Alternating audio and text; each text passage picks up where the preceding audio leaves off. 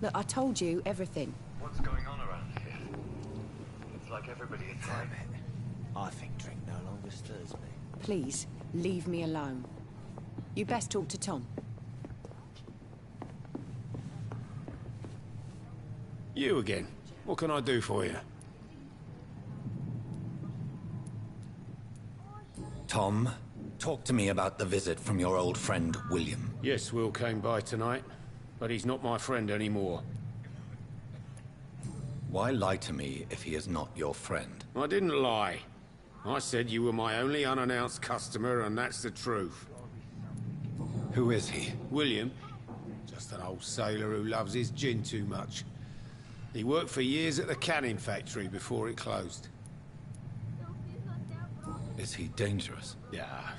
Like many drunks, he's all bark and no bite. He can barely stand up most of the time. How was he tonight? Was he different? Sicker than usual, perhaps. He whined and mumbled about how mean people were to him and how he'd like to talk to me outside, and then he left when I refused. I need to find him. It's a matter of urgency. Do you know where he is? You could try his boat. It's up by the North Pier. He sleeps there when he's too drunk to get home. Please describe him to me. What do you expect? He's a tall, sick bastard with a bad rash and torn old clothes. William used to be strong. Now he's a mess. Thank you, Tom. If you see him, tell him I don't want him back here unless he cleans up his act, okay? It's a good thing you can. Hello, sir. May I disturb you again? And you're still ugly as sin. Has anybody entered the bar recently? Can't say. Sorry. I spent the night making love to that gorgeous bottle, see? This is important, sir. Are you sure no one has come in here in the last few hours? I don't know and I don't care. This is a free country. People still have the right to come and go, don't they? What's going on around here? It's like everybody is hiding. You must be new here. Have you not heard about the murders? Everybody fears the return of the sewer dog.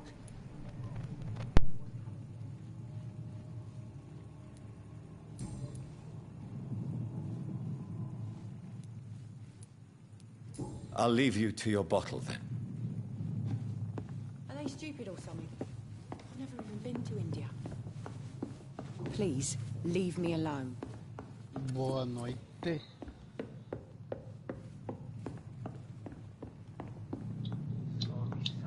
Can I have some privacy, please?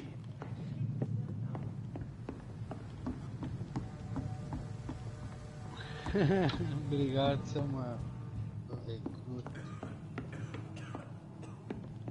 It's a good thing you cannot see me now, Mum.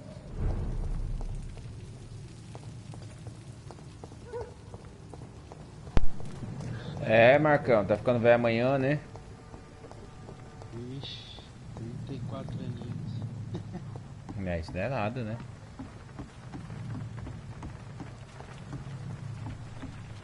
Passei pela idade de Cristo já, né? Já, amor. Minhas últimas horas.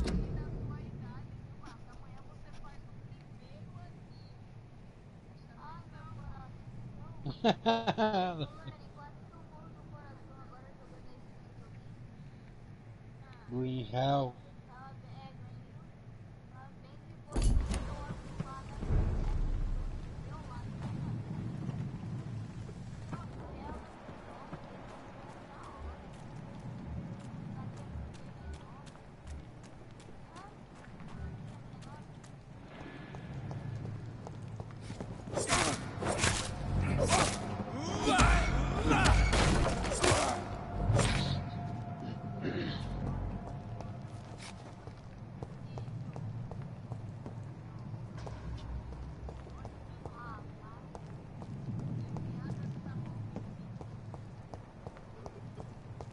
O Alex já saiu. Nothing here. Let's head back to a warm fire. Burn it!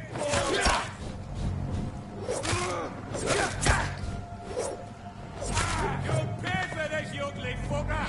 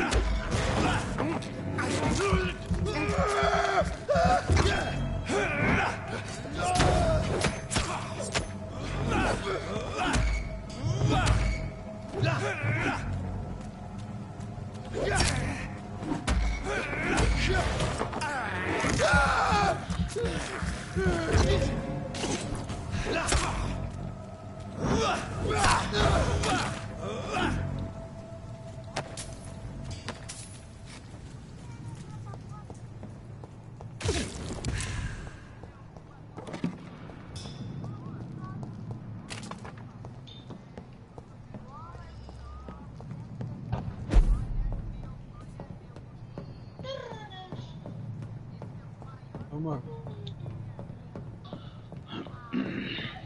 I cannot enter.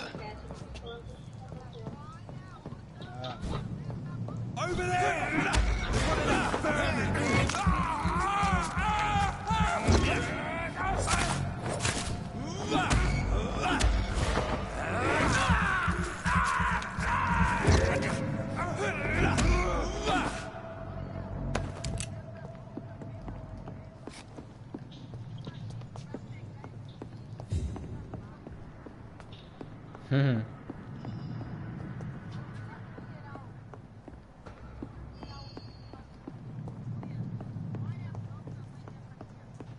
Aí,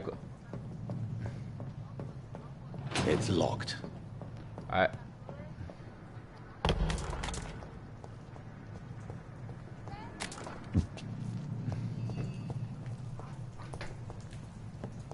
aí chega a Lane, bem na hora que vai pegar. Corre, negado, que o bicho tá chegando.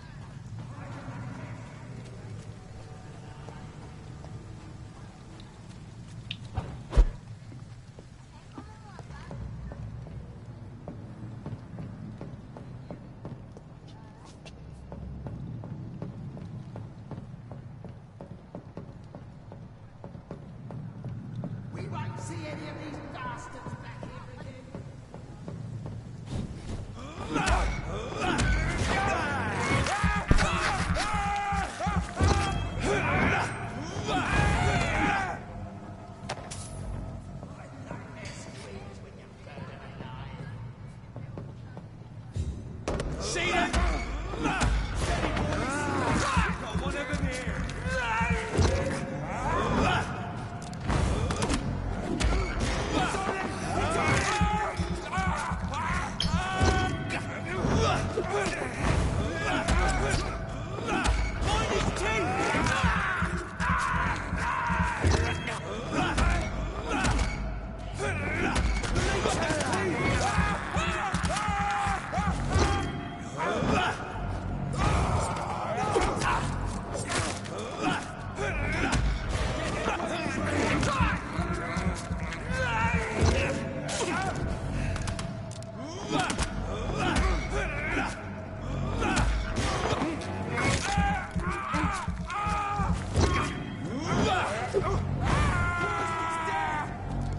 Que amor?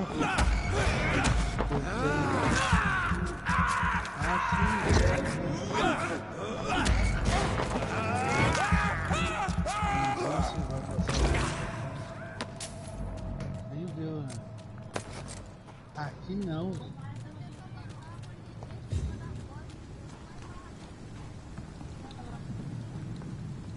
Ah, é do Monte Jogo. There's safer places to be than here.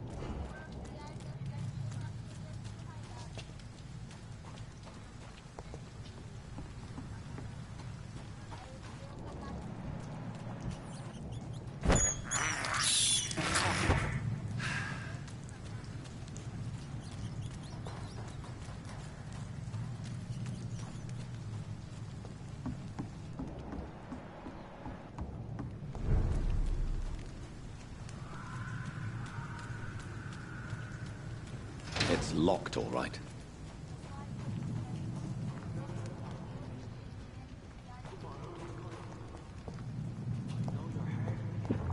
Alas, you must give me permission to leave.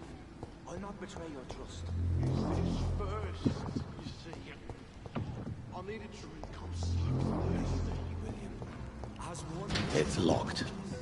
We've done it before. This place reeks of bloodshed. I must have more. William, please stop. Ross, you are my dearest friend. You're my last and dearest friend. William, my arm. I can't feel it. This creature is bedeviled. I must put it down.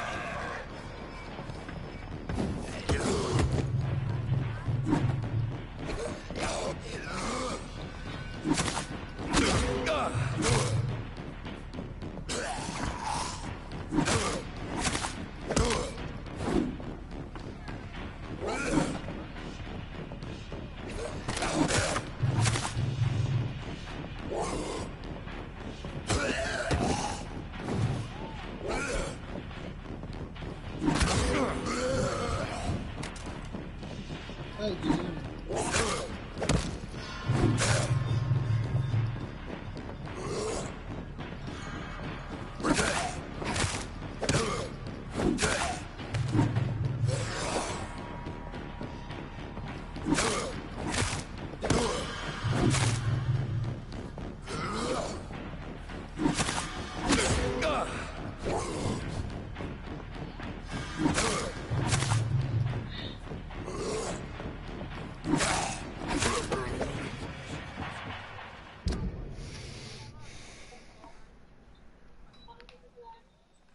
¿Qué? Así dice algo. ¿Cuándo?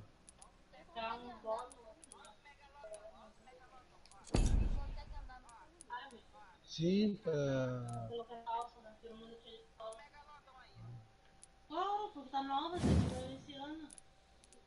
Ela tá com a relíquia de inverno, sabe? claro, claro.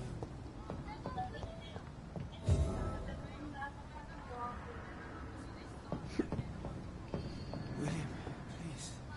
Stop. Claro que não, vida. William was an honorable man. I could have saved him. Mr. Hampton, are you in there? I knew him well, another lost soul, a kindred spirit. Sir, listen to the sound of my voice. I'm a doctor. You're suffering from shock. I must return to my flock. They'll stray without me.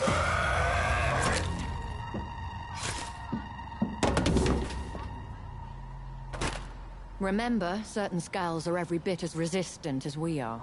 Who are you? What do you mean by Scal? You truly are a newborn. I should have realized. Wait. You are the woman from the bar. Are you... like me? Can you help me? I believe, sir, I already have.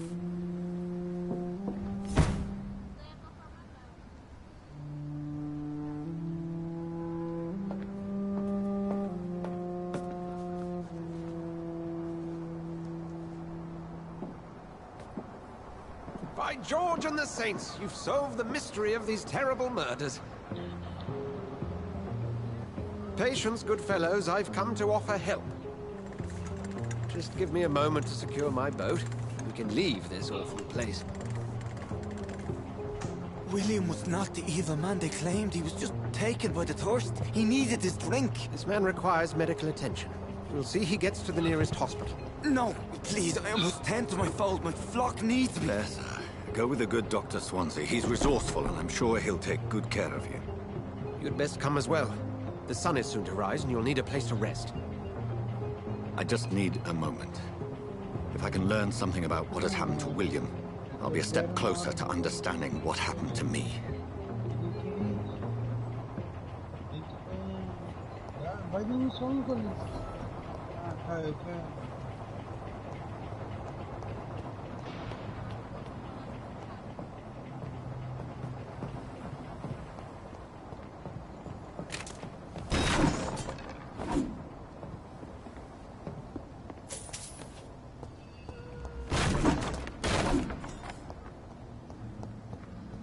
cannot enter.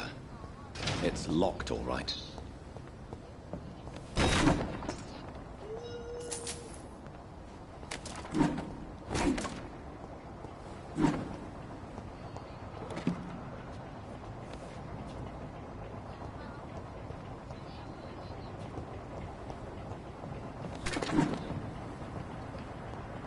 This poor creature can't be my maker. Could it be some...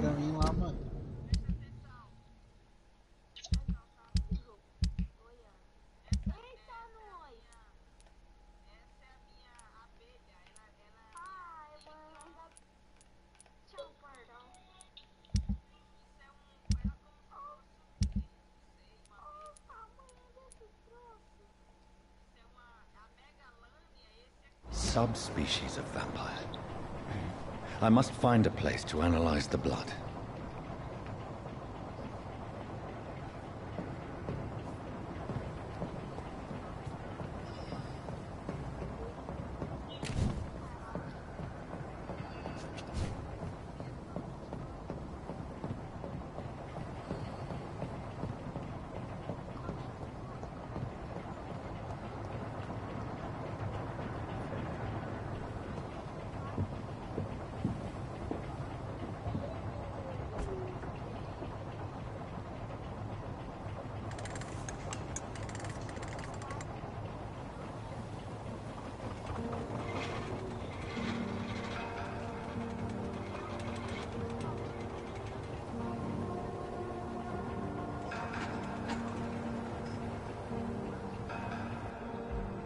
Where are we headed?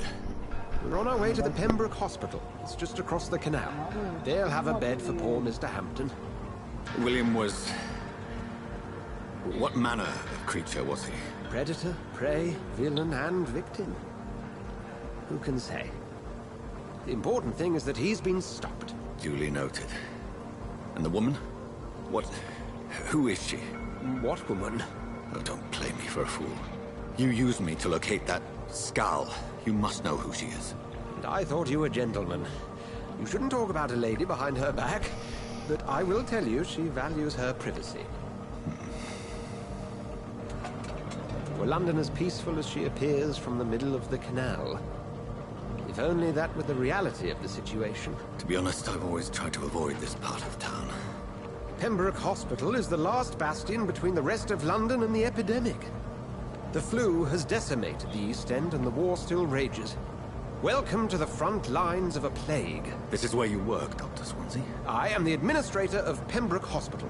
I thought you were here in service of your mysterious order, the Brotherhood of... Of St. Paul's Stole, yes. But first and foremost, I'm a man of science. A physician, like yourself, Dr. Reed. How do you know who I am? No need for modesty. You are Dr. Jonathan Reed. A surgeon of some caliber and renown, if I'm not mistaken. You are correct, sir.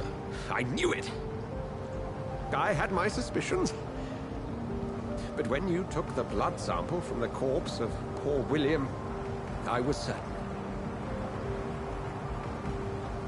Dr. Reed.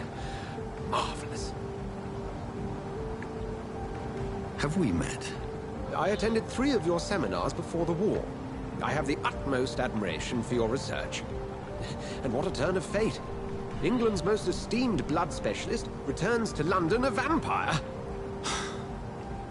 That word, again, from a so-called man of science. I understand. Traditionally, the role of science is to refute myth, but when myth walks among us, the Brotherhood of St. Paul has dedicated its purpose to their study. There's so much for you to learn. Of that, you are right. Well, then let me be blunt. Join my staff at Pembroke Hospital. As a physician. I suspect you'll not find a better post of employment to contemplate your predicament. This is sudden. I was returning home to see my sickly mother. But alas, that was before contracting this...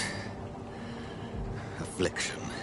Dr. Reed, take a moment to consider. The post would be for the night shift, providing a good explanation for your absence during daylight hours. You'll be adequately reimbursed. and have a place to hide. I even had the forethought to bring some clean clothes. So, what do you say? It seems I have little choice, but yours is a generous offer, so I thank you. Brilliant! Oh, Jonathan, this is one for the book, and the beginning of a beautiful friendship.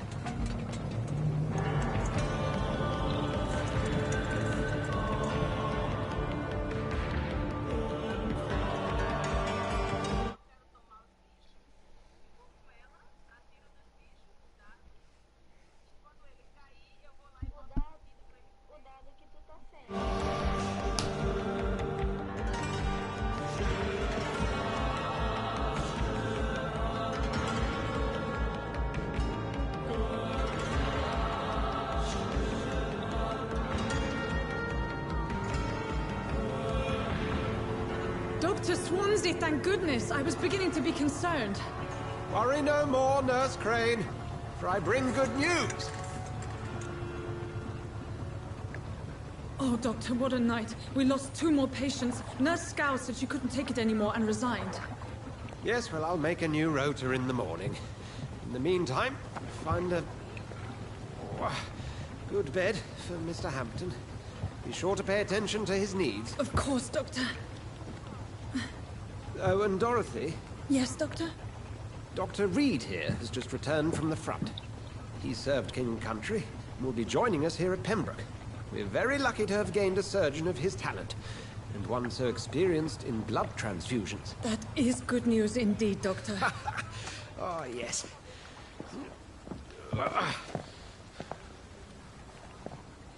Here at Pembroke, it's not what we have, but what we haven't. It's only thanks to Nurse Crane and the staff that our ship doesn't sink. If you have any questions, just ask her. Duly noted. Thank you. Your assistance is required, Dr. Swansea, immediately. Welcome aboard, Jonathan. We'll catch up after my rounds. I'm coming, Nurse Crane. I'm coming.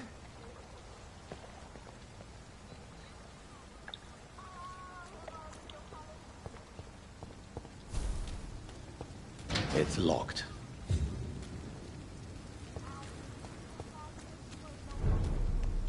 I'm sorry, Jonathan. Mr. Hampton needs me right now. It's okay, Jonathan. I'll see you later. It's locked, all right. नहीं तो बात करेगा reclama Nah, it's my turn.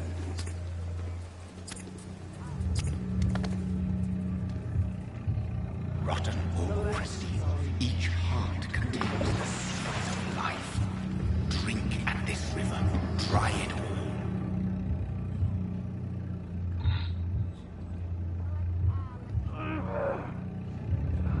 Bastard, give me a good poke. Oh, come on, you bastard. I won't bite. Sir, please. You've lost too much blood. Calm yourself. You think I didn't notice? Stop your staring and get me to an hospital, you arse!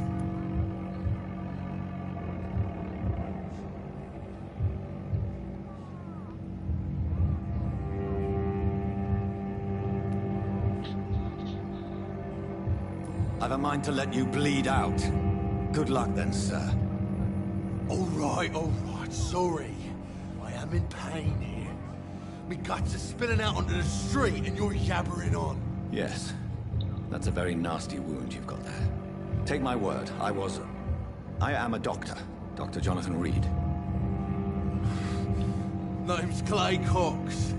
I'd appreciate you helping me to a better place, Doc. Follow me, Mr. Cox. Let me assist you to that better place.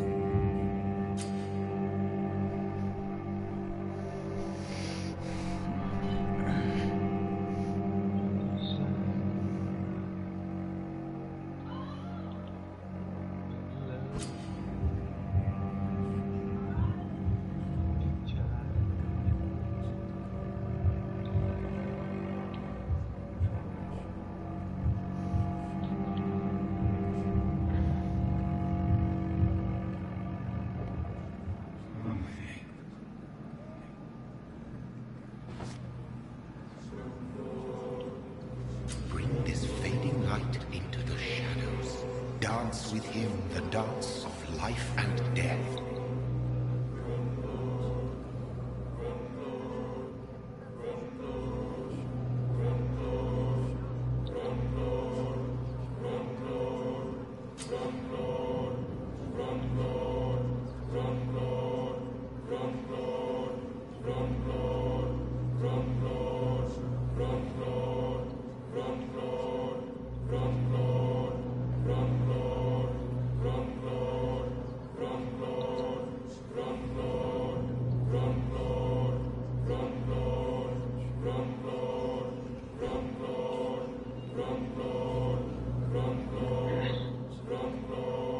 No more. Not tonight. Not like this. I will not take another life.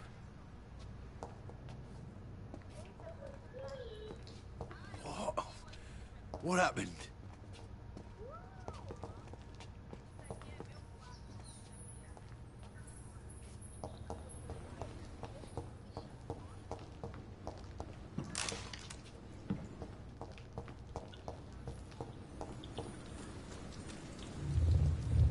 It is wise for the huntsman to sometimes let his prey go, but no famished hunter can run for long.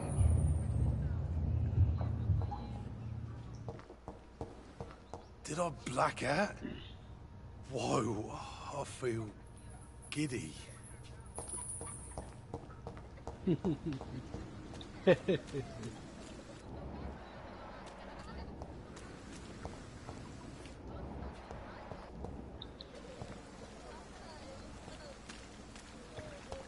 Baby.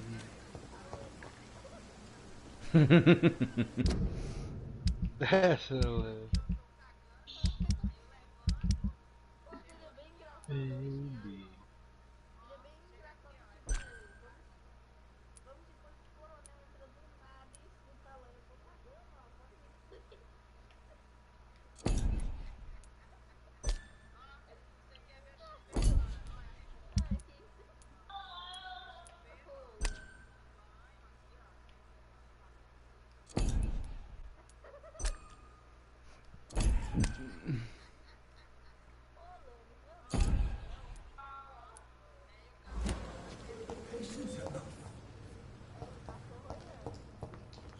Did I black out?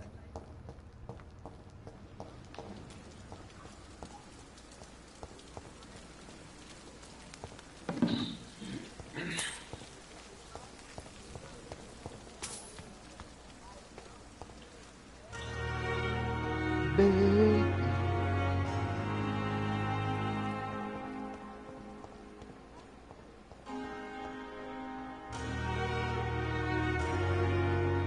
Good evening, sir. So it is true. The famous Dr. Reed has joined us. I can't think of any better news during these terrible times. Do we know each other? Actually, yes. We met once before, at the Rockefeller University in New York. Dr. Tippett, yes, I remember. I was assisting Professor Carell in his research about coronary bypasses. He had nothing but praise for you. He was also very confident about your future. And look at you now. Eminent surgeon and blood transfusion specialist.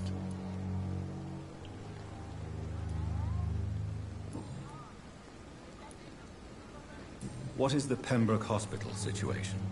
And please, speak freely. This hospital is not exactly the best of London. I'm sure you are used to working in a better environment.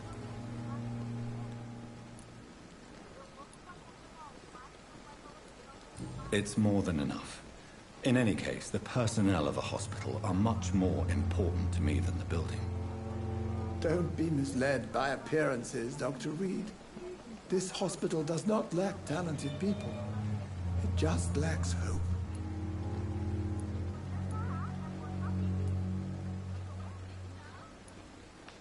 What can you tell me about the staff in the hospital? Some are really good, and others are not so good. But during this troubled period, there is no time for slander. I prefer to focus on the positive character traits.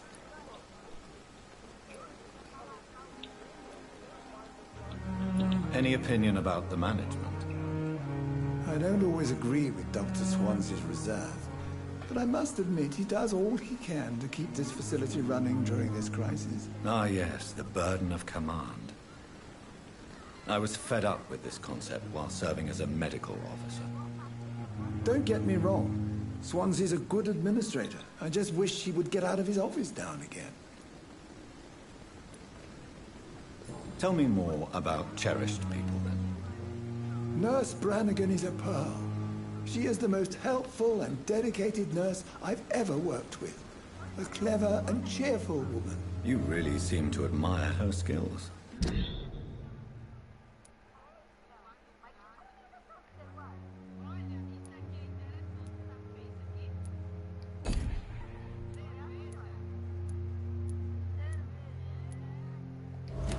I'll go even further. If she was a man, she would be a damn fine practitioner.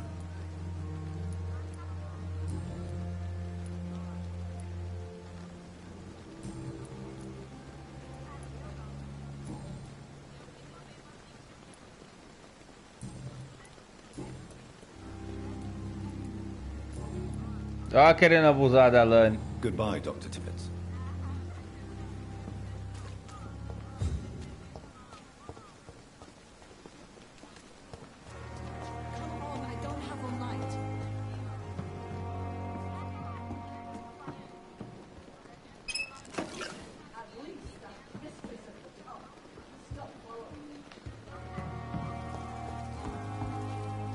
Doctor, where have you been? I've little time to play hide and seek with new staff members, no matter how illustrious they may be. I found a wounded man by the docks. He answers to the name of Clay Cox. He requires urgent medical attention. Already making the rounds? That's the Pembroke spirit. I'll ask our porter, Milton, to bring him back immediately. Thank you, nurse. What can I do for you? Dr. Swansea insisted we provide you a quiet office. You'll find it on the second floor with your name on the door. Thank you. Nurse Crane, isn't it? Yes, Dorothy Crane. Welcome to Pembroke Hospital, Dr. Reed. Your office has been prepared. I would like to ask a few questions first. And Mr. Hampton, the patient we brought in, how does he fare? I gave him a sedative to help him sleep. Poor thing was in quite a state of shock. What kind of man is Dr. Swansea? Well, you accepted the job from him. I thought you would have known about your employer.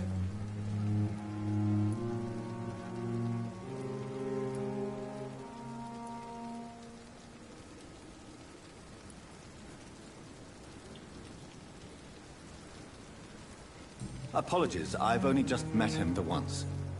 This is sudden. I've only just returned to England. Dr. Swansea is a brilliant surgeon and the most compassionate physician. It's right to assume Dr. Swansea knows far more about me than I do about him. You'll get to know him soon enough, and better than me. The administrator has better things to do than mix with us. If you could point me in the direction of my room again, nurse. Second floor of the hospital, left after the stairs. It's the last vacant office at the end of the corridor. Thank you, Nurse Crane.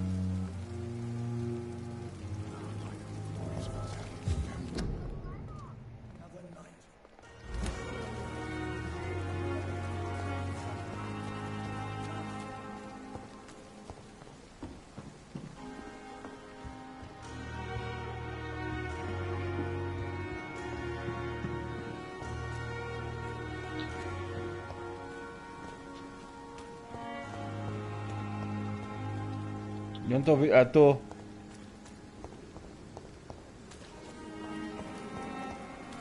Não sei.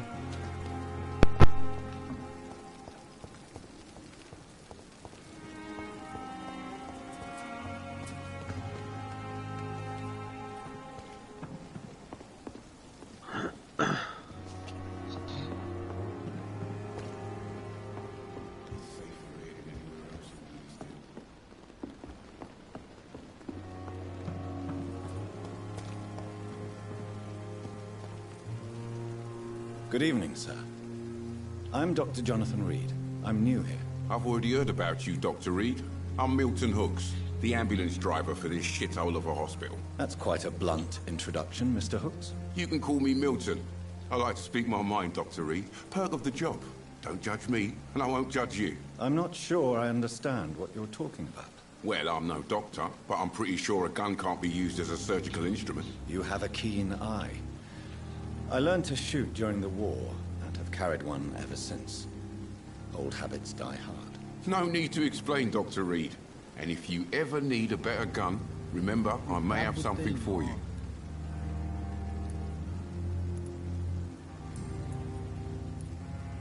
How is the situation around here? You want to hear the situation is all right? It's fucking awful. We lack everything, and it's getting worse every day. Are you really smuggling weapons through the hospital? And why not? I've already been attacked by patients, you know. And by gang members willing to steal my money. But you're not defending yourself.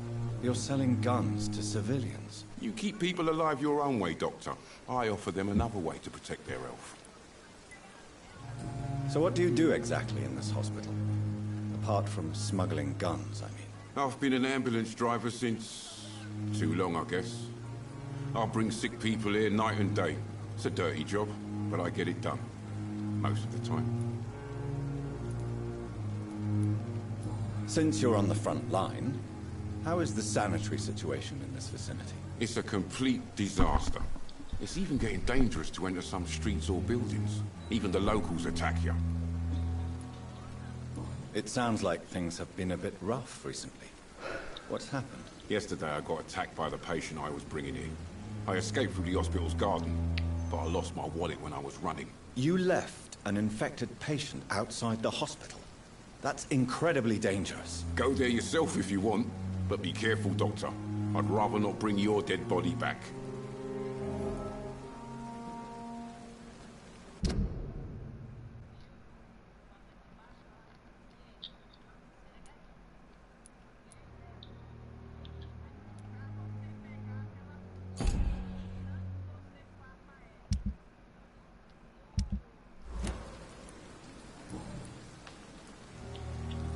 So what do you do exactly in this hospital?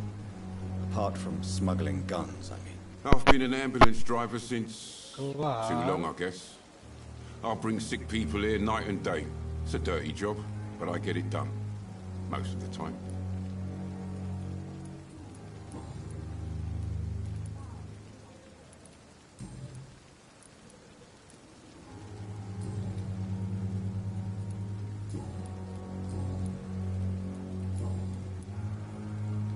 I'd like to see your goods. Wise choice, Dr. Reed.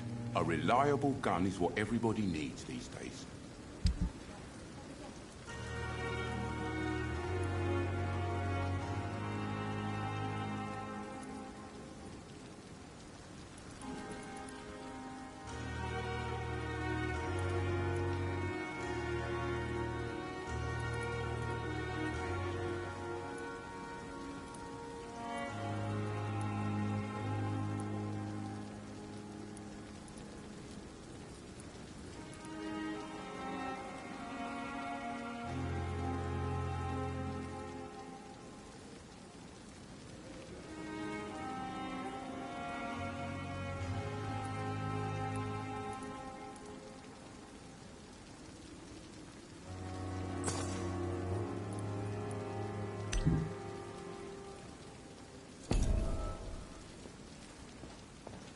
Another night with the glorious battalion of Pembroke.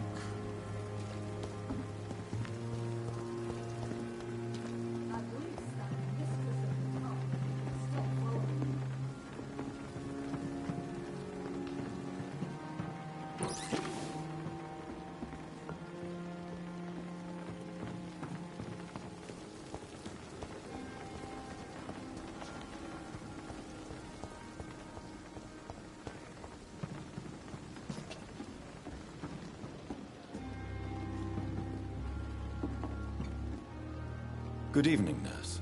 I'm Dr. Jonathan Reed, the new surgeon here at the Pembroke. Dr. Swansea has already told us about you, sir. I'm Nurse Gwyneth Brannigan. Welcome to the Pembroke Hospital. Did he really? It's a good thing I wasn't hoping to keep a low profile. All members of staff have already read about your new blood transfusion technique. Dr. Swansea made sure of that. I see. Well, I'm a little surprised, but I suppose I'll just have to deal with this unexpected notoriety. You must know, blood transfusions are Dr. Swansea's primary subject of research. He is convinced it is the future. How are things here? Not good, to say the least. We're struggling against an invisible enemy, more lethal than any bullet from a gun. It's hard, Doctor.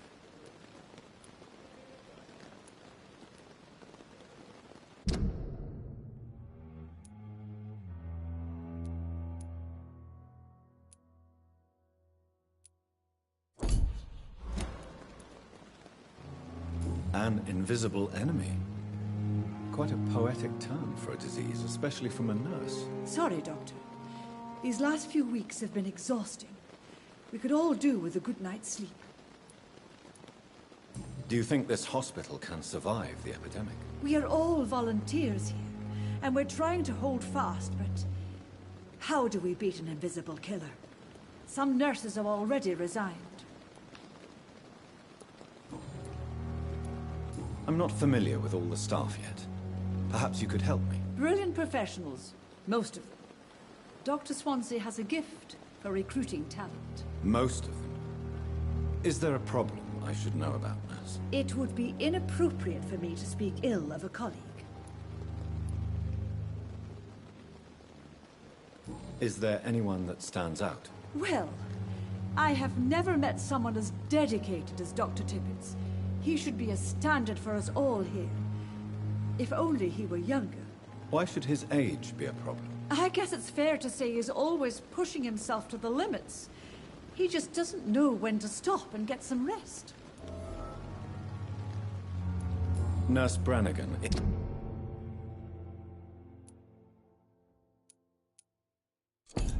you do know something, please tell me. Anything you say will be held in confidence. No. I may disagree with some conduct, but in the end, everybody is doing their best.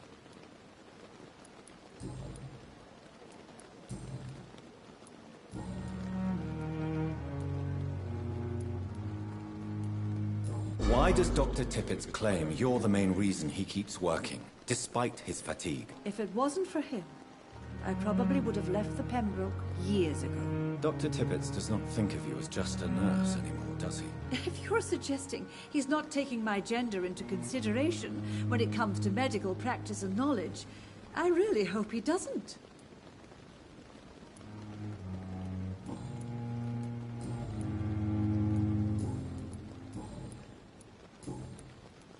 Goodbye, nurse. Call me if you need assistance.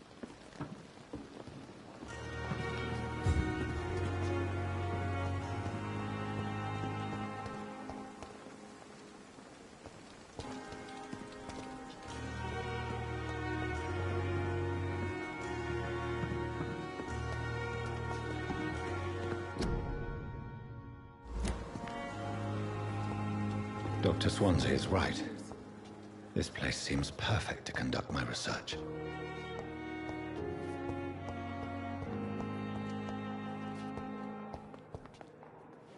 Good evening, miss. I'm Dr. Reed, the new surgeon at the Pembroke Hospital. And who are you? Your name has no meaning to me, mortal. You're nothing but dust blown by the winds of eternity. I beg your pardon? What are you begging for, mortal? My clemency? Well, tonight maybe I'm inclined to mercy. You'll never forget the night you met Thelma Howcroft. You keep calling me mortal. Why is that? And if I'm mortal, what are you? Well, Dr. Reed, if you must know, I'm a vampire. And why do you believe you're a vampire? I don't need to believe anything. It is what I am. It is what I feel within this hollow shell of flesh.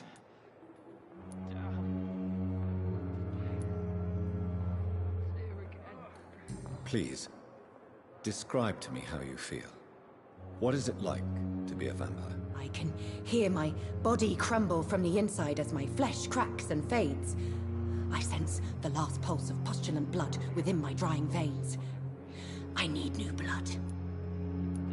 I see. Have you ever heard of Cotard syndrome, Miss Howcroft?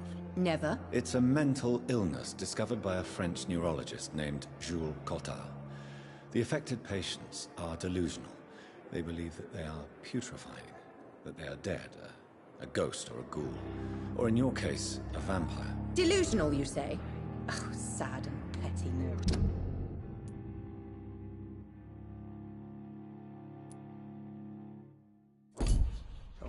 You can't even begin to understand the concept of immortality. And you think it is I who am delusional. I'm assuming you must be a patient here. Am I right, Miss Howcroft? It's only a cover. To hide from my enemies. I can leave whenever I want. As a woman, a spirit, fog, or bat. Who are these enemies you mentioned? Can you describe them? I cannot say for sure. But I sense their eyes on me from nearby. I feel them watching me every time I visit the garden near the morgue. The staff here are not your enemy.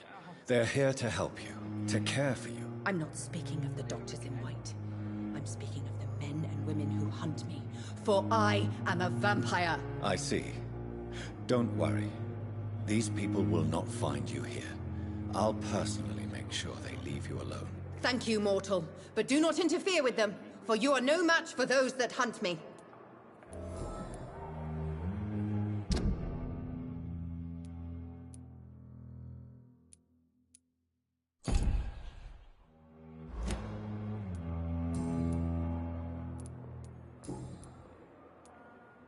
Who are you really, Miss Howcroft? I mean, apart from being a vampire. Is that not enough for you, puny mortal? What do you require?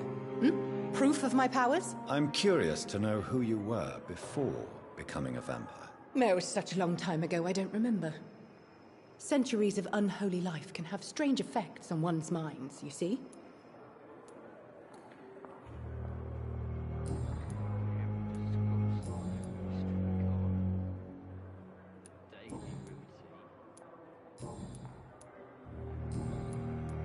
I'll leave you, Mistress of the Dark, to your nocturnal activities.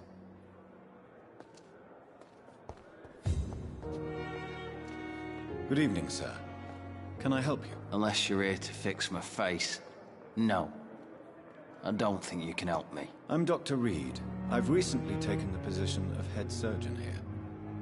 War injuries, am I right? You guessed right, Doctor. German shell took my pretty little mug right off. But they still call me Thomas Elwood. How is your stay with us, Mr. Elwood? Oh, it's bliss.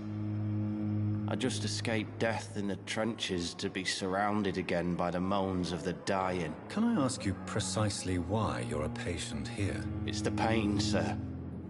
The drugs don't work. It just hurts under the scars, if you get my drift. Can I do anything for your pain? Nurses gave me a bunch of pills. No effect. Told you. It's like the flames are under my skin, burning away. Who is treating you? Is someone in particular looking after your case? Nobody since the old and tired doctor spoke to me. Started to think I was forgotten about.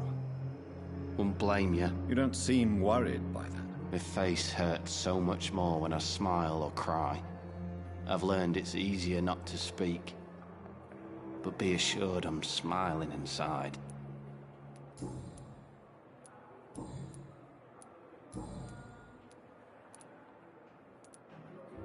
Where were you stationed, sir? Did you serve for long? I really don't want to talk about all this shit. No offense. I was pushing too much. I served in France myself. I just wanted to know what happened to you. You were an officer, weren't you? Then I doubt we fought the same war, sir. No offense. How close are you to Miss Hawcroft? Are you aware that she thinks she is a vampire? To wait for her next nibble is the best reason to stay here. Every time she approaches my bed, she treats me like something tasty. A normal person. Aren't you afraid? She may hurt you if the game goes too far. She's quite harmless, I can assure you. Her head's broken inside is all. Her arm busted on the outside. But she's still beautiful. Living proof that there's hope for me. You do realize she's mentally disturbed. It's called the Cotar syndrome. She truly believes she's a vampire. In her madness, she never refers to my scars. And frankly, if I could, I'd join her world. It seems much more fun than the real one. So do you let her bite you? You know that's not sanitary. And why not? She's only supping a few drops of my blood. And the pain, it's real for once. She could decide to bite less willing patients. Then it's another good reason for me to stay here, Doctor.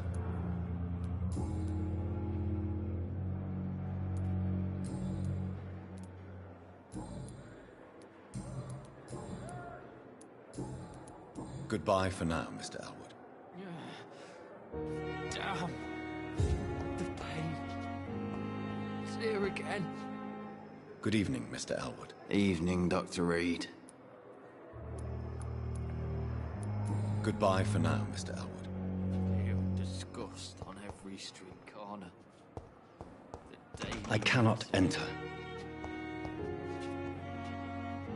Good evening, Mr. Hampton. How do you feel? Dr. Reed, is it? Oh, sir, I must apologize for my behavior. What do you mean? I was not myself in the factory. Fear and exhaustion made me say awful things to you, I'm afraid. You remained perfectly nice and polite.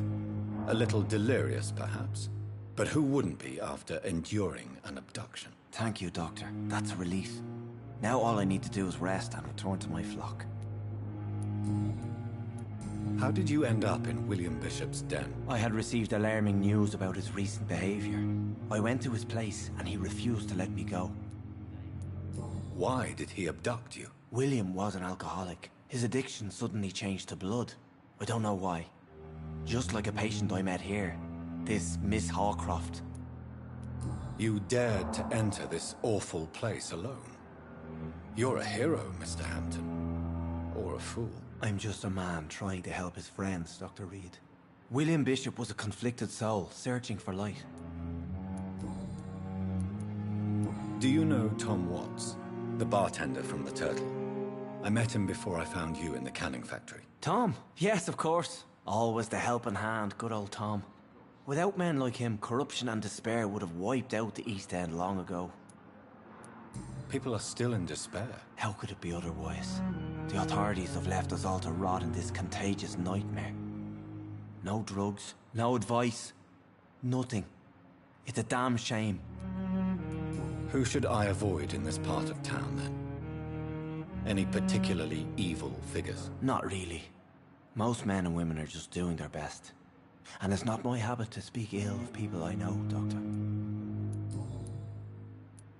What is the general situation in the East End docks? The situation has always been tough, with a lot of tensions between the gangs and the dockers' trade union.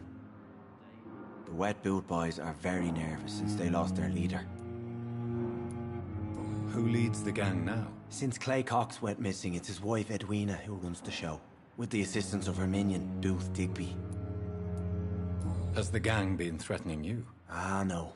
I've had this nickname for so long, you know? The sad saint of the East End. No one dares to bug a saint. Not even criminals. Do you know Tom Watts, the bartender from the Turtle?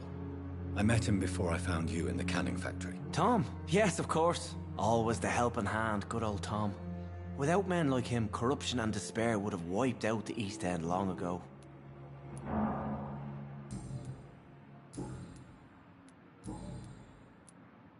What do you do for a living, Mr. Hampton? I can't help but notice the cross around your neck. I manage a night asylum for the poor and homeless of the docks. And I try to guide the lost and hesitant on the right path to our Lord. Are you a priest, Mr. Hampton? A deacon, maybe? Not at all, Doctor. I'm just a man of faith willing to preach the good word. Why didn't you use your cross against William Bishop? To repel him somehow? That's a very strange question, Doctor. A cross is no magical token, if that's what you were trying to say. Not mine, anyway.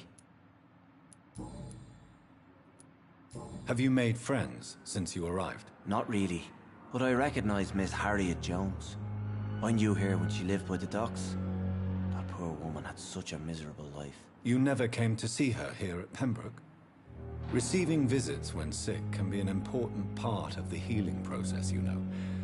We're not just bodies. You're preaching to the converted now, Doctor. To be truly honest, I thought she was dead. She left the docks many months ago. How do you feel, Mr. Hampton? Medically speaking, I mean. I feel exhausted. Beyond exhaustion, actually. William drank so much of my blood in his madness. I feel empty. You're in good hands here. Dr. Swansea is well versed in blood transfusion, and I'm sure he'll take the best care of you. Thank you, sir. I believe all I need is rest. And then I can go back to the people who need me. Goodbye, Mr. Hampton. We'll talk again later. On every street corner. It's locked, all right. Daily routine.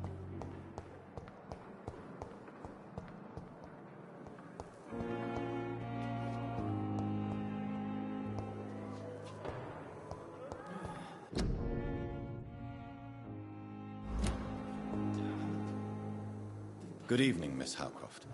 How are you tonight? I need blood, Doctor. Warm, rich, vibrant blood.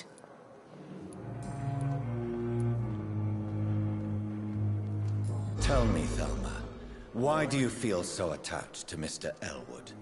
Why him? I'm not sure, Doctor. I think we have a bond of some sort. We've both suffered so much. He's the only mortal I find interesting.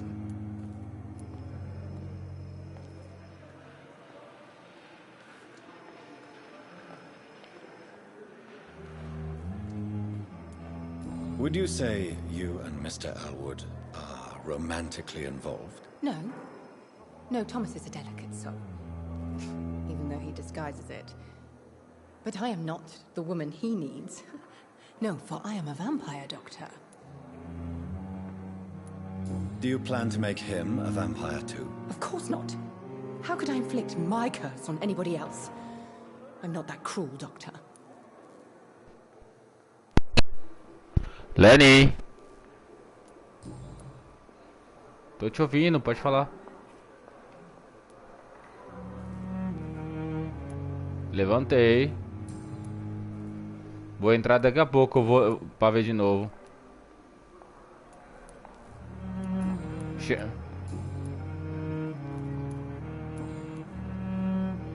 Não sei também que merda que é. Eu vou entrar daqui a pouco de novo pra ver de novo lá pra levantar.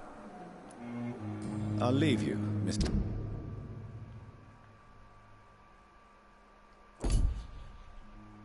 Mistress of the Dark, to your nocturnal activities. Você tá me ouvindo, Lenny? Ah, tá. Então, eu vou dar uma olhadinha lá. Eu vou ver lá por que tá baixando.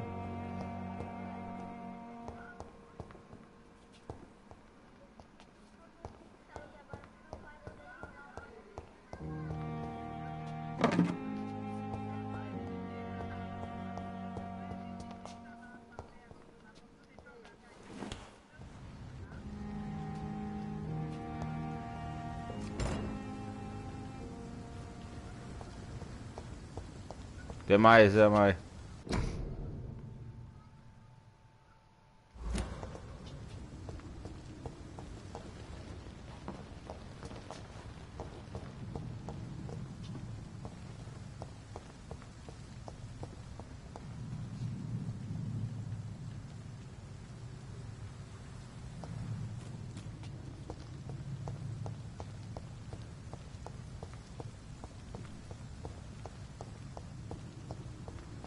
I cannot enter. Scowl voices in the garden. I should investigate. If they were to find somebody...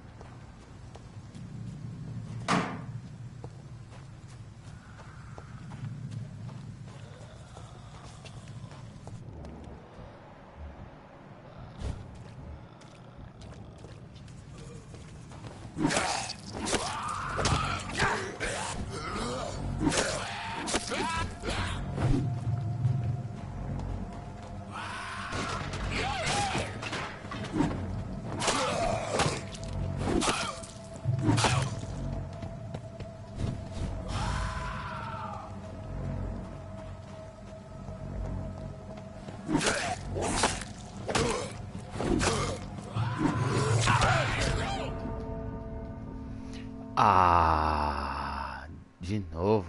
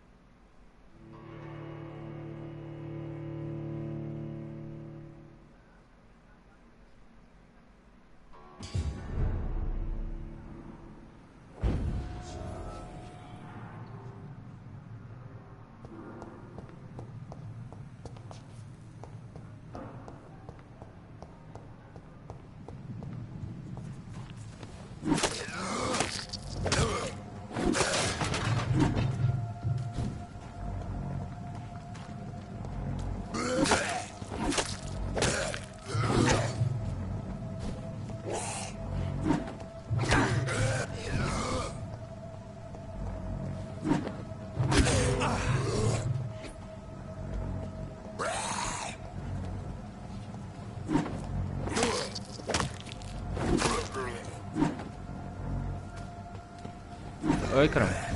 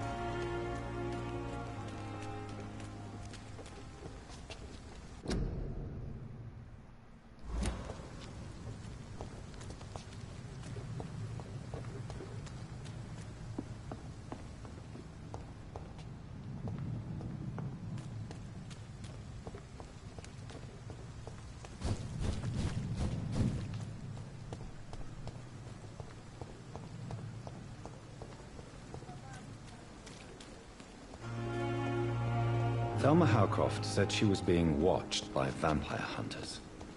Where are they hiding? I should investigate. It's locked, all right.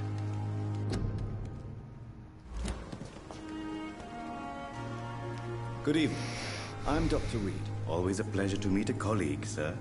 Especially when he was supposedly dead. A colleague? Are you a doctor, too? Not anymore, sir. I used to be Dr. Rakesh Chadana. Now, I'm just Mr. Chadana, pawnbroker and humble guardian of this morgue. What do you mean, you used to be a doctor? Was your license revoked? No, sir. It is just that I like to be precise. I run a little pawn shop while taking care of the dead. But I used to be a real doctor. Are you afraid or uneasy being surrounded by so many corpses? Why should I? These bodies are empty vessels. Flesh left to decay. Poof. No soul anymore. All gone. An interesting point of view. And quite an exotic one, too. Most people fear, or at least have a respect, for dead flesh. Sir, as a medic during the war, I learned to face my death and the death of others. It's the pain we have to tame, not death itself. How did you get this job? After I left the army, I worked as an undertaker down by the docks. A dangerous place with many an unpleasant business there. Milton Hooks helped me get a job here. Do you work here alone? Yes, very easy work, sir. All I have to do is watch a few bodies. The situation was very different when the main morgue was still open. Why do you have to watch these bodies? Because these poor fellows have no names. We keep them in case someone comes looking for the missing. Sadly, very rarely happens. Why close the hospital's main morgue? It was for sanitary reasons after the beginning of the epidemic. Cadavers had to be moved to the nearest mass grave. Have we met before? I don't think so, sir. Why? When we first talked, you said you were glad to meet me since I was reported dead. Funny story, sir. Your sister came here a few nights ago. You were missing, and she was looking for your body. She must be very relieved now.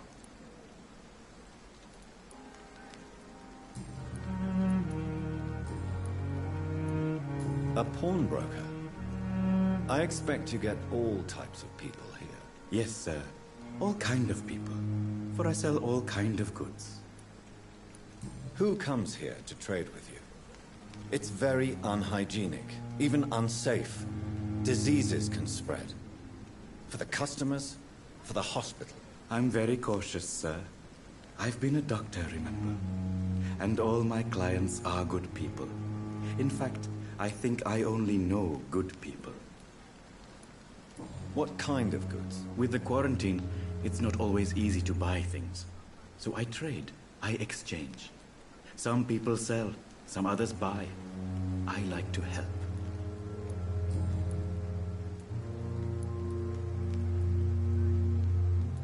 Since you're not afraid of dying, do you believe in life after death, Rakesh? No.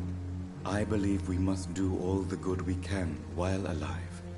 For our time is short, and the obstacles are endless. Do you think you would enjoy immortality as a concept? I don't think so.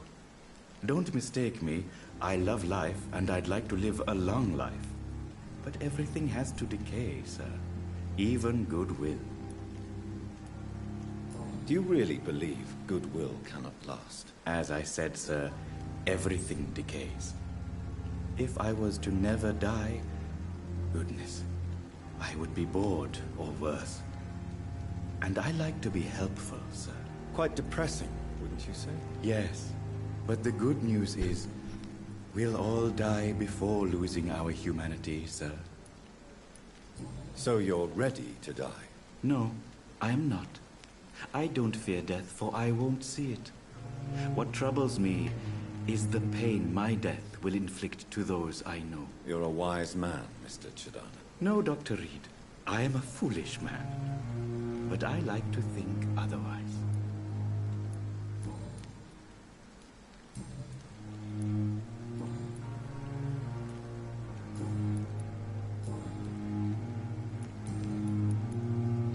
Please show me what you have to sell.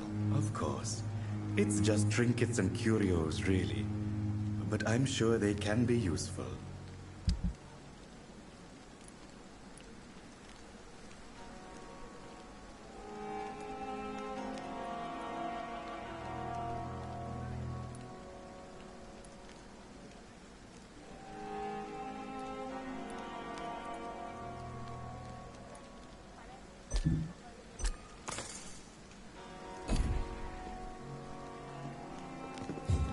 It's locked, all right.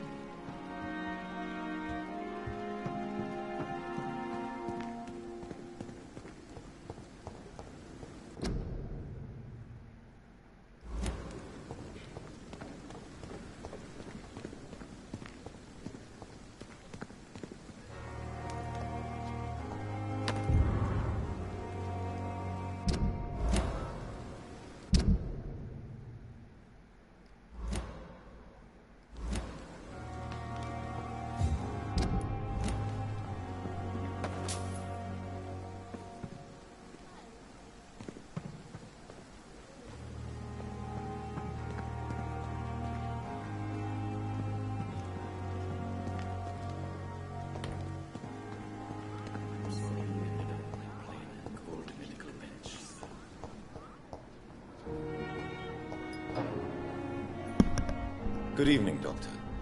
I believe we're going to be working together. Dr. Reed. Dr. Swansea informed us of your arrival, but I could not dare to believe we'd have such good fortune. Such an honor, sir. Thank you. And you are? I am Thoreau Strickland, Dr. Thoreau Strickland. I'm a great admirer of your work, Dr. Reed. Please, could you tell me something about yourself? I'm a great admirer of your work concerning blood transfusion, Dr. Reed. I run my own experiments. I'm convinced it's the future. What made you choose to be a doctor? I'm not ashamed to admit you and your work have inspired me. I am honored to have the opportunity to work by your side.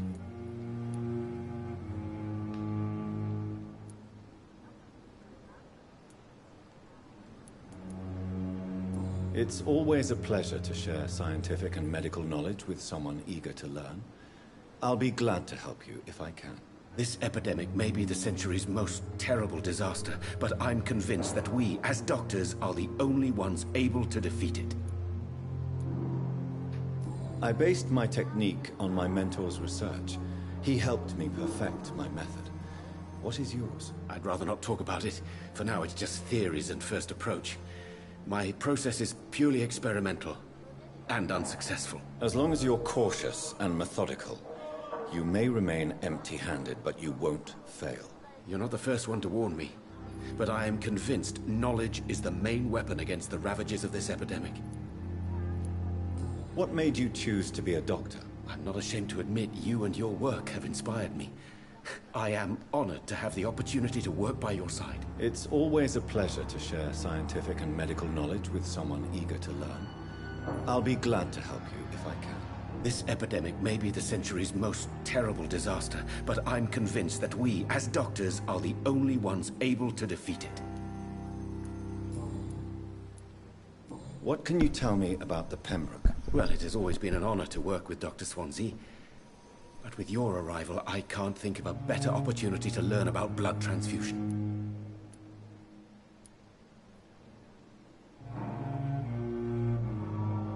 Do you need help with anything in particular? Well, yes, maybe. I'm waiting for a batch of products I ordered for my personal research, yet my supplier seems to have vanished. Do you want me to play the errand boy for you? Oh no, Dr. Reed. But if you went personally to his shop, what with your reputation and all, he wouldn't dare to refuse the products I need. I see. Well, give me the address, for I may pass by if I have time.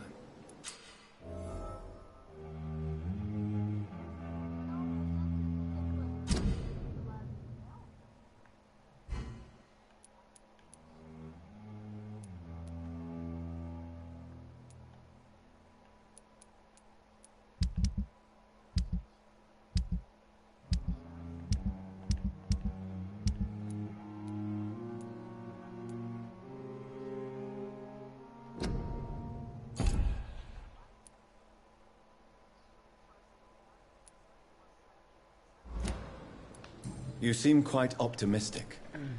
It's a rare and precious attitude in these difficult times. I'm convinced that this epidemic is a test of endurance and dedication for us men of science. Questions remain about our capacity to resolve the situation. True, true. Last summer, during the first wave of the epidemic, I used to joke with Milton about the extra work. We're not smiling now.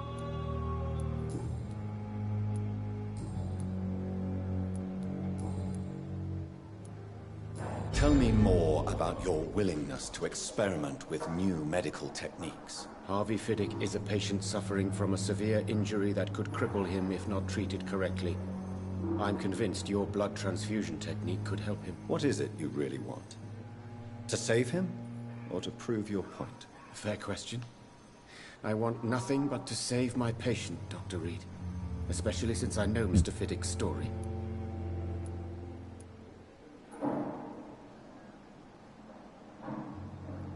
Tell me Mr. Fiddick's story. Our first diagnosis was compromised because Mr. Fiddick lied to us about the real origin of his injury. He first claimed it was an accident. But why would he hide such crucial information from us? Because he is a proud father, ashamed of putting his children at risk because of his own negligence. This personal involvement could also appear to be a lack of impartiality. You must know that a good surgeon must remain neutral. I agree. But that does not excuse Dr. Ackroyd's behavior. A man who did not even take time to converse with his patient. Do you think keeping his distance was a mistake? All I know is that I'm taking care of human beings with desires, hopes, and fears. Not some biological machine comprised of blood, bones, and flesh.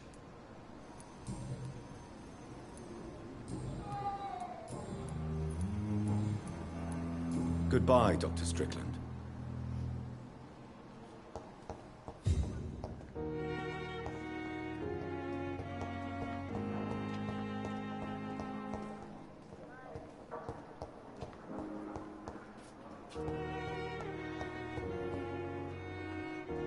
Good evening, sir. I'm Dr. Reed. I believe we're going to be colleagues. Reed? Yes, I've been informed about your arrival. I'm Waverly Ackroyd.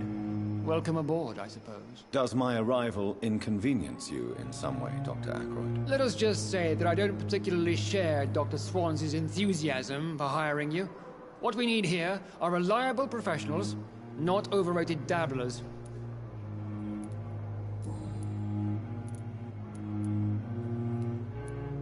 Since your tenure in this hospital is longer than mine, perhaps you can tell me more about this place. Let's just say I'm tired of the carelessness around me.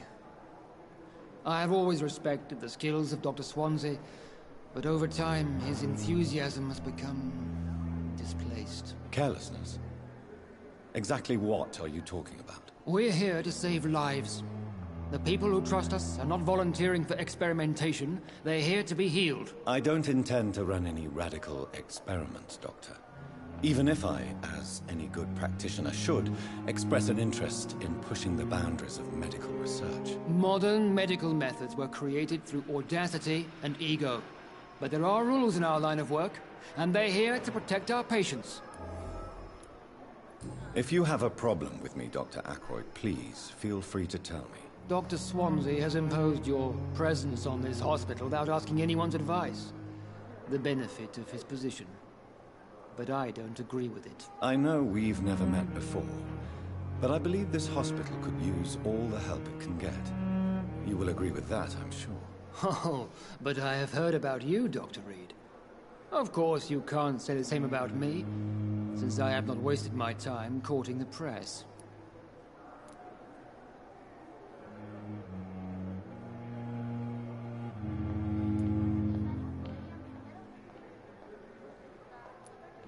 You are going to change your tone with me, my dear colleague, and very quickly. I don't think so.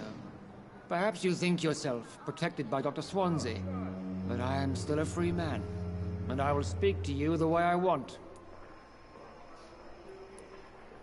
Tell me, Waverly, what do you think of Dr. Strickland's enthusiasm for his experimental research? Strickland is playing with his patients' lives for pride and glory. Now that, sir, is unethical. Are you thinking about something in particular? Harvey Fiddick needs delicate surgery. I believe we should stick to the usual procedure, but my young colleague obviously disagrees.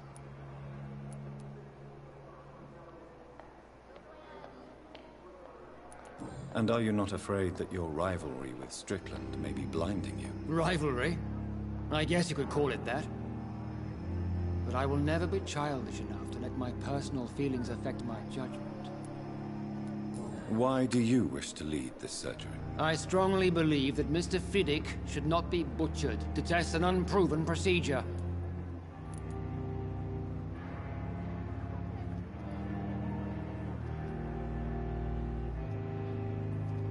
If you are going to lead this surgery, I'm trusting you to assume the consequences of your actions, whatever the result. I'm not the kind of man who runs away from his responsibilities, Dr. Reed.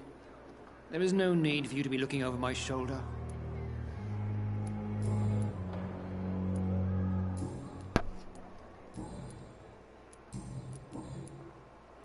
I don't know what you've heard about me, but I have already proved my value as a practitioner. I don't question your skills, Dr. Reed, but your motive. Is it money, fame, or are you truly dedicated? And what exactly is that supposed to mean? I served in the war just like you. But unlike you, I did not use the wounded to play the modern sorcerer. Be careful what you insinuate, Dr. Ackroyd. I only want you to admit you used those men to improve your theories.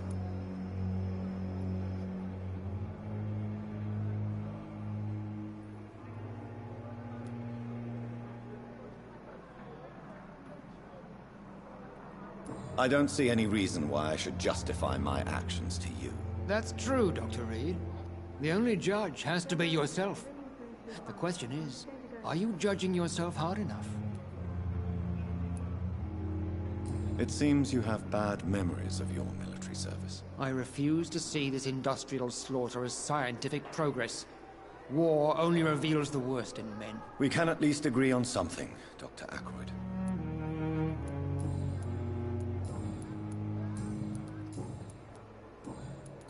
Thank you for your time. We'll talk later.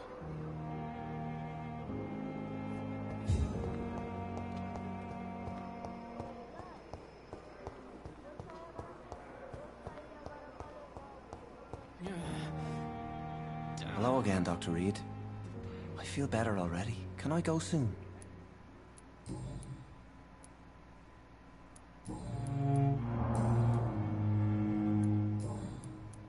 Goodbye, Mr. Hampton. We'll talk again later. Good evening, Mr. Elwood. Evening, Dr. Reed.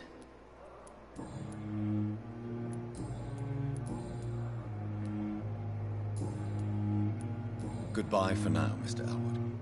You disgust on every street corner.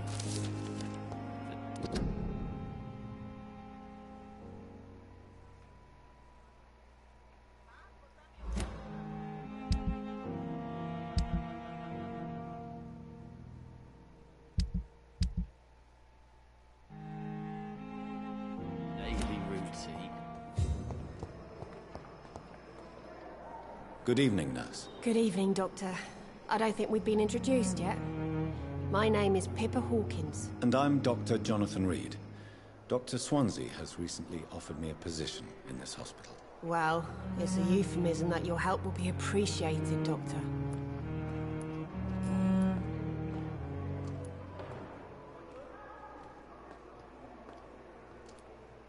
How would you describe the situation at the Pembroke Hospital? It's serious. The flu is wreaking havoc amongst the staff and patients. We are running out of everything. You must get a hold of yourself, nurse. Sorry, I'm exhausted. No one has any idea when this epidemic will be over. Nurse Hawkins, the Spanish flu won't last forever. Even the Black Plague didn't kill everyone. I wish I could believe you. But what if this epidemic was worse? What if in the end, nobody was spared?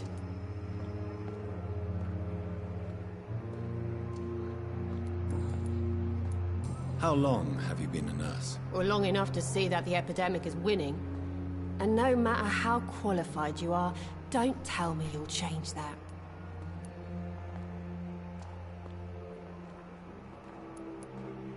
You'd be surprised what dedication can achieve, Nurse Hawkins. In medicine, sometimes we're just a test result away from a miracle. Sorry, Doctor. I don't want to sound bitter, but I'm just too tired to give a pep talk like Nurse Brannigan. How is the Pembroke staff coping with the epidemic? Well, not well. Milton, the ambulance driver, is even more grumpy than usual, especially concerning doctors. Why is Milton grumpy on a daily basis? Is it just an act? Milton's not the kind of man who's bothered about a bad reputation, whether he deserved it or not. Why does Milton dislike doctors? I don't know. Just ask him. But be warned, Milton is not the chatty type.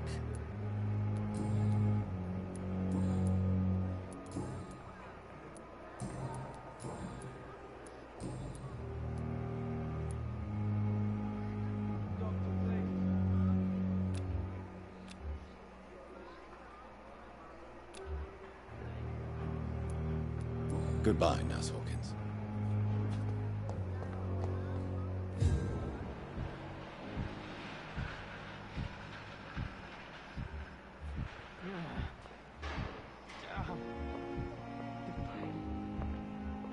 See you again.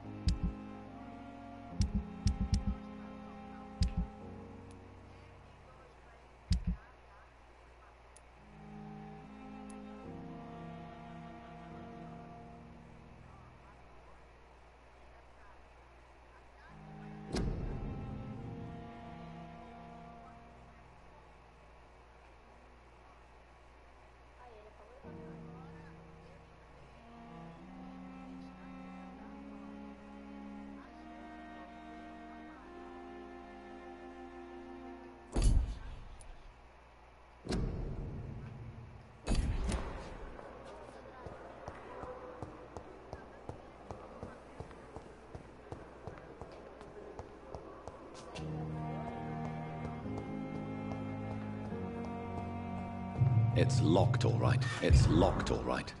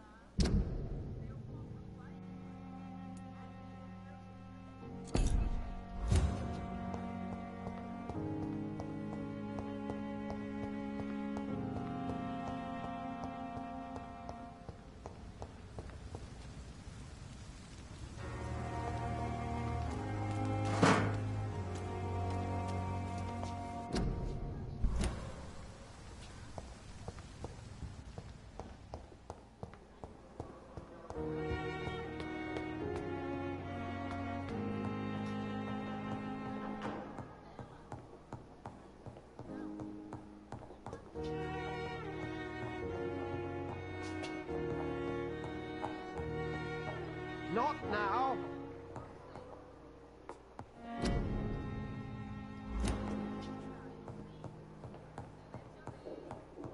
I cannot enter.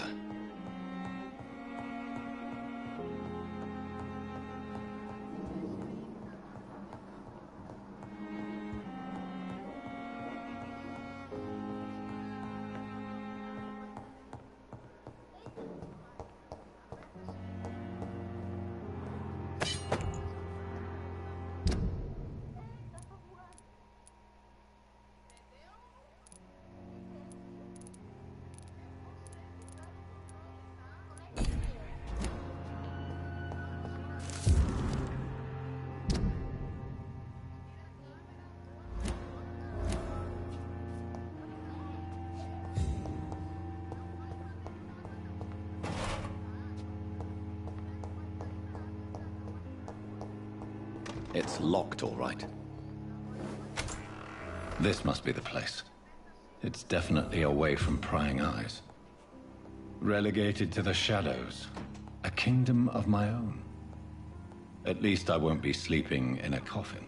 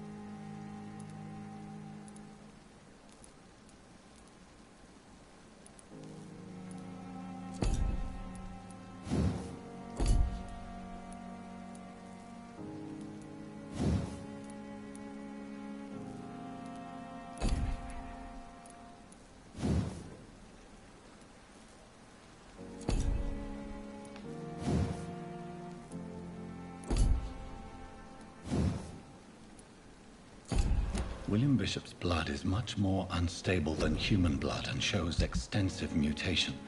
But this is not what happened to me. I must keep on searching. The sun is about to rise. I can feel it. I'll continue tomorrow night. I have so much time now.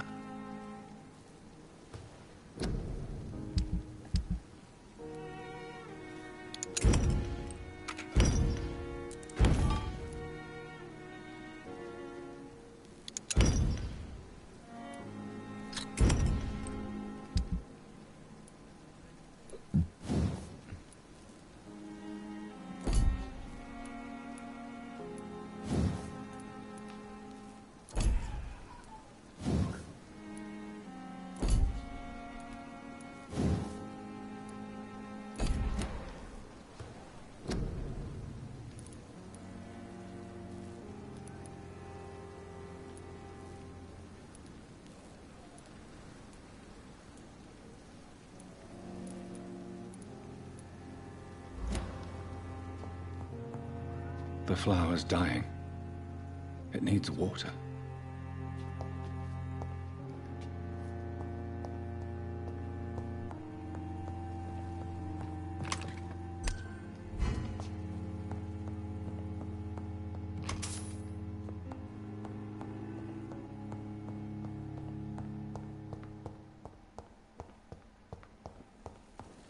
The flower's dying. It needs water.